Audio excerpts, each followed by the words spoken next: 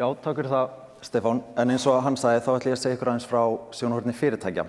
En við hjá Landsvirkjun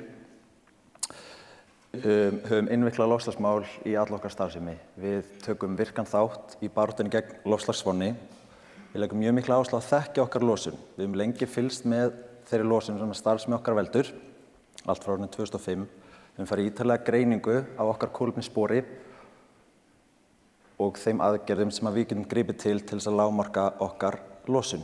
Út frá þeim upplýsingum höfum við síðan sett upp skýra aðgerðaráætlun með mjög metnaðarfullum markmiðum sem allt starfsfólk fyrirtækisins vinnur að með einum eða öðrum hætti.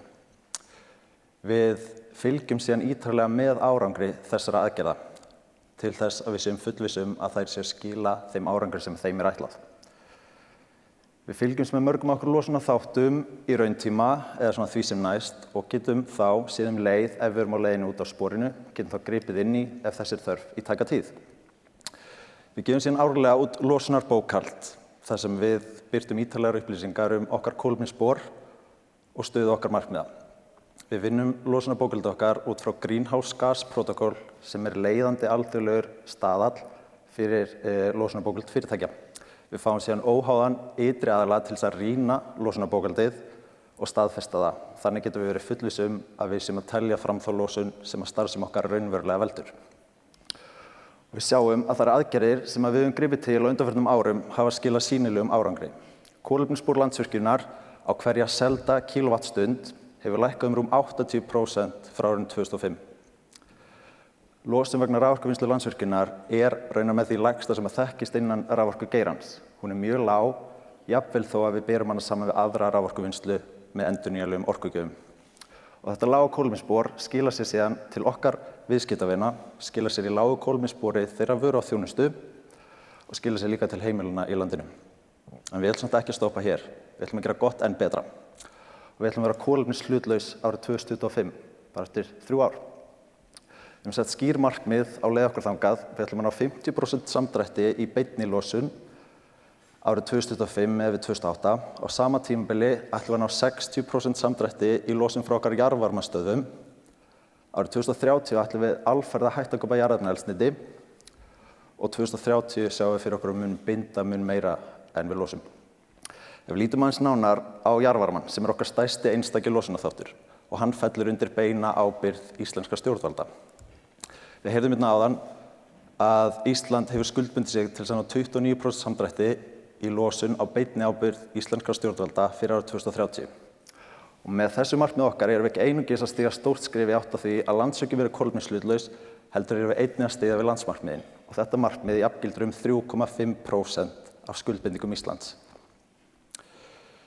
Þetta sýnir að fyrirtæki landsins geta haft raunveruleg áhrif og þess vegna svo mikilvægt að öll fyrirtækin í landinu taki ábyrgð á sinni losun, stefna samdrætti og styðji þannig við landsmarkmiðin. Ég nefndi áðan að við fylgjum þessu markmiðum okkar eftir með markvissum aðgerðum byggðum á upplýstri ákvarðanatöku. En þá mjög mikilvægt að hafa eitthvað tól, eitthvað tæki sem stuðlar að upplýstri ákvarðanatöku. Tól sem auðveldar starfsfólki í daglegum rekstri að taka upplýstar ákvarðanir með loftslagið í huga. Og innra kolefnisverð eitt þessara tóla sem við hjá Landsvirkjun notum. Og til þess að útskýra kolefnisverð á einfalda máta ætla ég að taka dæmi úr hversdeginum. Við þekkjum það öll að standa í matvöruverslun í mjólkurkellinum og ætla að kaupa okkur mjólk.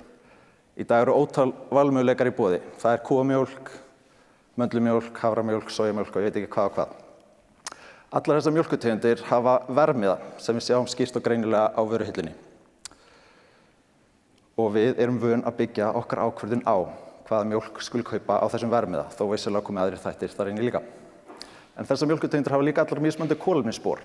En við sem stöndum í mjólkurkellinum höfum í raun engar upplýsingar það, engar forsendur til þess að taka ákvörðun okkar með loftslagið í huga. En ef það væri búið að áætla kostnað vegna losunar á framleiðslu og flutnings hvers mjólkurlítra, setja þann kostnað ofan á verðmiðann á vöruhillinni, þá væri mun auðveldara fyrir okkur sem stöndum í mjólkurkellinum að taka ákvörðun og taka losunina inn í okkar ákvörðun þegar við kaupum mjólk. Og þetta kolefnisverð, það rauninni gerir kostnað vegna losunar sýnilegan, setur losun í búning sem við þekkjum öll og erum öll vön að taka ákvörðun byggða á. Þetta eykur meðvitund þeir sem eru að taka ákvörðunina raunverulegan kostnað vegna losunarinnar og stuðlar þannig að upplýstri ákvarðanatöku. Þetta sem breytir forgangsröðunin okkar í þágu lausna með lægra kolefnisspor. Eins og ég nefndi áðan þá höfum við hjá Landsvirkjun notað kolefnisverð í okkar innri rekstri. Við höfum notað það síðan árið 2018 og vorum fyrsta og okkur vitandi ennþá eina fyrirtæki í landsins sem notar slíkt tól. Við byggjum okkar innra kolefnisverð á kostnaði við þær aðgerðir sem við getum gripið til þess að lágmarka okkar losun og ná kolefnishlutleysi árið 2025. Og með því að taka kostnað við losun þegar við erum að taka ákvörðun í dag, þá erum við í rauninni að koma í veg fyrir kostnað við mótvægisaðgerðir í framtíðinni. Innra kolefnisverðið okkar stendur núna í 79 bandaríkjadollurum á tonn koldíoxíðs og við áætlum og endurskoðum þetta verð árlega eftir þeim upplýsingum sem við höfum hverju sinni. Hvernig notum við innra kolefnisverðið? Við notum það til dæmis við kaup á ýmsum vöru og þjónustu. Þegar við kaupum áburð þá óskum við eftir tilboðum frá birgja, en við gerum kröfu að upplýsingar kolefnisspor áburðarins fylgi tilboðinu. Við notum síðan þær upplýsingar, reiknum út kostnað vegna losunarinnar með okkar kolefnisverði, setjum það ofan á krónutöluna frá birgja, tökum ákvörðun út frá því. Þannig hefur ekki endilega að velja þann áburð sem hefur lægst tilboð frá birgja í krónum talið, heldur þann áburð sem hefur lægstan heildarkostnað þegar við erum búin að taka kostnað við losun gróðurhúsalofttegunda inn í reikninginn.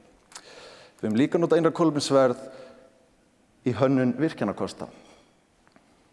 Við erum kannski með nokkrar ólíkar útfærslur á borðinu. Þá áætlum við losun vegna hverrar útfærslu fyrir sig, beitum innra kolefnisverði og tökum síðan ákvörðun hvaða kost eða útfærslu skulu velja. Þó að sjálfsögðu komi ótal aðrir þættir þar inn í þá ákvörðun líka. Við höfum líka notað innra kolefnisverð í framkvæmdaverkefnum, útboðum á framkvæmdaverkefnum á okkar vegum. Í nýlegu útboði settum við innra kolefnisverðið í ákveðna skilmála í útboðinu og við val á verktaka tókum við ekki einungis tillit til tilboðs þeirra í krónum talið, heldur tókum við áætlaða losun verktaka á verktíma inn í ákvörðunina. Þetta voru örfá dæmi, en innra kolefnisverð er mjög gagnlegt tól sem auðveldar og stuðlar að upplýstri ákvarðanatöku starfsfólks í daglegum rekstri, getur haft raunveruleg áhrif á losun fyrirtækja og þannig stutt við landsmarkmið Íslands. Ákvarðanir starfsfólks í fyrirtækjum landsins dag frá degi hafa raunveruleg áhrif. Takk fyrir mig.